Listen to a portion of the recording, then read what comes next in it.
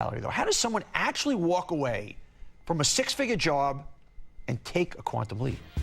Vohra found himself standing in the middle of a pouring rainstorm when he knew he had to change his life.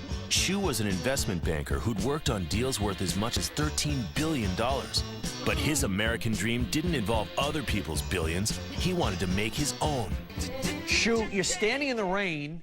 You have a must-change moment. What did you decide to do, man? Well, I was standing in the rain on a Monday morning at 4:30 after having been at the office all weekend, and I was like, I didn't see the rest of my life being an investment banker. It just became clear to me that I needed to do something else, and I felt it was enough of sort of moving sideways being a banker, and I was tired of short selling myself. I really want to do something different, and I said, the time is now. I'm really going to start putting my thinking cap on and making more of an investment in myself. And you just made the leap. How'd you make the leap, and where'd you leap to? Well, I was several ideas. I kept thinking quite a bit, and several ideas came their way. The one that I liked the most was the idea of creating a new gin, a new brand of liquor, kind of bringing sexy back to gin, and I thought about it a lot. The opportunity was right.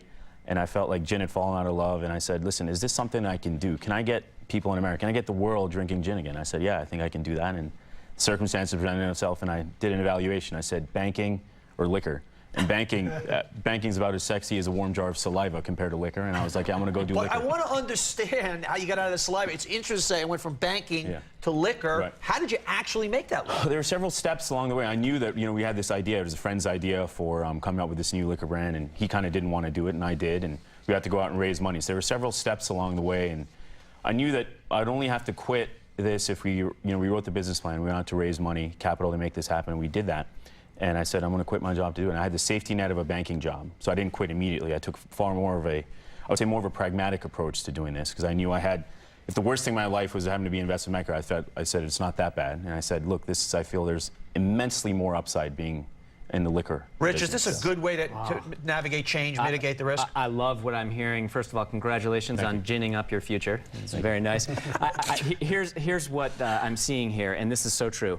Start part-time. If you've got a day job, just use it, abuse it until you can make the transition. I've got a good example of this. We profiled a guy at Startup Nation. He created a website called shopinprivate.com where you buy everything that's embarrassing at the drugstore in a private environment. Such as? Nose hair clippers. Okay. All right? Or whatever. Or whatever. Right. So he was a project manager at Ford Motor Company, stuck in a cubicle farm, and on a one-week vacation, I think, he started his website. And then in the evenings and on the weekends, he was fulfilling orders, slowly ramped it up. Eventually, he literally took a graceful step out the door of Ford into what became a multi-million-dollar enterprise. Murray, you tested the waters also. When I first started going against the telephone company many years ago, I simply just asked the customers, did they want a better service? And I quickly realized that they did. And so I went out and realized that further on, you need to have both the right mindset and the ability to attract clients that create the both. And that's what we do in our new book, The Answer.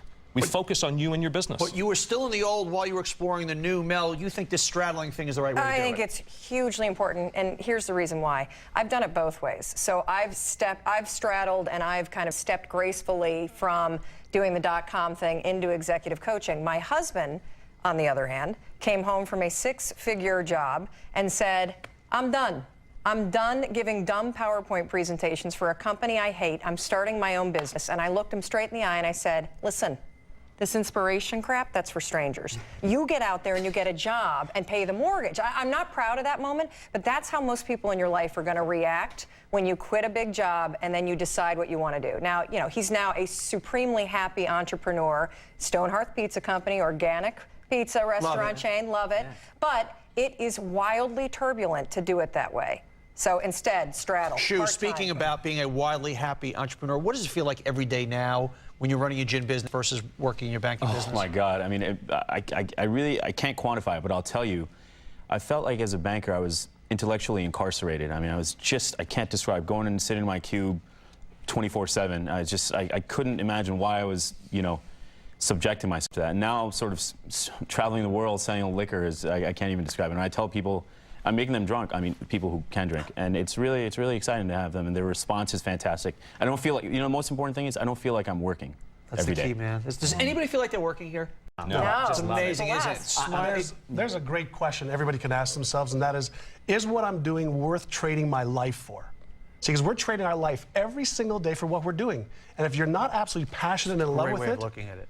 get out. That's all you have is your life and your time. You're trading it. All you have is your dream, and if you're not willing to make that trade, right. Get out. That's a fantastic way of looking at it. Let's get right to the playbook. Begin at the end and come up with a plan by working backwards from your ultimate goal. Immersion leads to conversion. Find your wingman to give you tough love. Don't quit immediately. At first, straddle your old and your new ventures and ask, is what you're doing worth trading